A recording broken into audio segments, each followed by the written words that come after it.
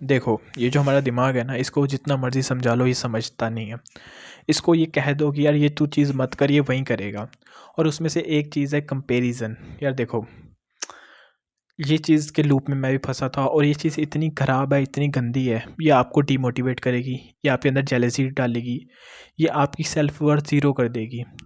अगर तुम अपनी जर्नी को कंपेयर कर रहे हो किसी अमीर बच्चे से जो आप ही की एज का है, जो आप ही की लेवल का है, but he is enjoying his life, he has a bike, a car, the type of girlfriend that you want, और अगर तुम उससे कंपेयर करके ये कह रहे हो कि मेरी लाइफ बहुत ख़राब है, तो तुम बहुत गलत बात पे जा रहे हो मेरे दोस्त। क्योंकि तुम्हें ये चीज़ समझने की ज़रूरत है कि उसके फादर ने वो चीज़ उसे दी है, तुम्हारे फादर ने नहीं दी, और तुम्हें अपने बच्चों को वो चीज़ देनी है जो तुम्हें नहीं मिली। तो क्या जहाँ पे तुम हो वहाँ पे रहकर तुम खुश कैसे फ़ील हो सकते हो?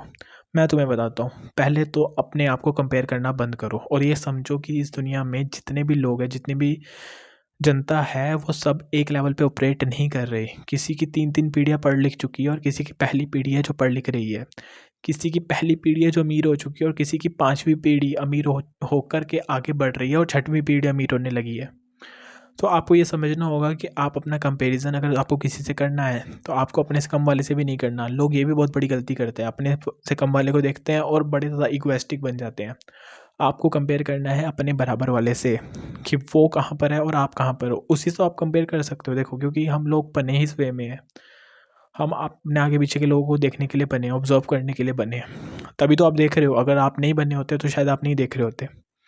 उसे देखो, अपने बराबर वाले को देखो और अपनी और उसकी पोटेंशियल को लगाओ कि यार अगर ये यहाँ पर था और यहाँ पहुँच गया तो मैंने क्यों नहीं कुछ किया, मैंने मेहनत क्यों नहीं की? और अगर ये यहाँ पर है और ये और नीचे चला गया, तो इसका मतलब कि आप भी नीचे चले जाओगे? नहीं ना। आपको अपनी जर्नी किसी से कंपेयर नहीं करनी। Your struggle is yours, your failure is yours and your success is yours. आपको अगर देखना है तो बस अपने घर में देखो कि आप किस परिवार से बिलॉन्ग करते हो, वहाँ पे कौन-सी चीज़ें बड़ी अचीवमेंट मानी जाती है। अब मान लो एक 10 लाख की स्विफ्ट भी बड़ी अचीवमेंट मानी जा सकती है किसी लोअर मिडिल क्लास फैमिली से अगर आप हो तो।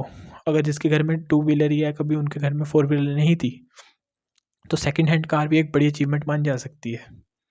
लेकिन अगर आप किसी ये देख रहे हो दूसरी चीज़ों को, जैसे मैं देखता हूँ बड़े सारे लोग गाड़ियों का मज़ाक उड़ाते हैं सोशल मीडिया पे कि भई ये तो वैगन आर है, ये तो स्विफ्ट है, थार तो ऐसी गाड़ी होती है या फॉर्च्यूनर तो ऐसी होती है। अरे भई वो सब अलग-अलग बजट की गाड़ियाँ हैं जो अलग-अलग लेवल पे, अलग-अलग बैकग्राउंड के लोग लेते हैं। फॉर्च्यूनर लेने वाला बंदा और वैगनर लेने वाले बंदे में बहुत ज़मीन आसमान का डिफरेंट है। क्या पता जो फॉर्च्यूनर लेने वाला बंदा है उसकी 3-4 पीढ़ियाँ अमीर हो और वो वेल्थ जनरेशनल वेल्थ उसके पास हो, इसलिए वो फॉर्च्यूनर खरीद रहा है। और जो वैगनर खरीदने वाला बंदा है, क्या पता उसने अपनी खुद की मेहनत की कमाई से वो ली हो। So everyone has their different story. तो स्टॉप जजिंग पीपल, बिकॉज़ अपने-अपने लेवल पे सब ग्रो कर रहे हैं और तुम्हें खुद को भी जज नहीं करना, और अपनी जर्नी तुम्हें वहाँ से देखनी है जहाँ से तुमने स्टार्ट किया है और जहाँ से तुम पहुँचे हो।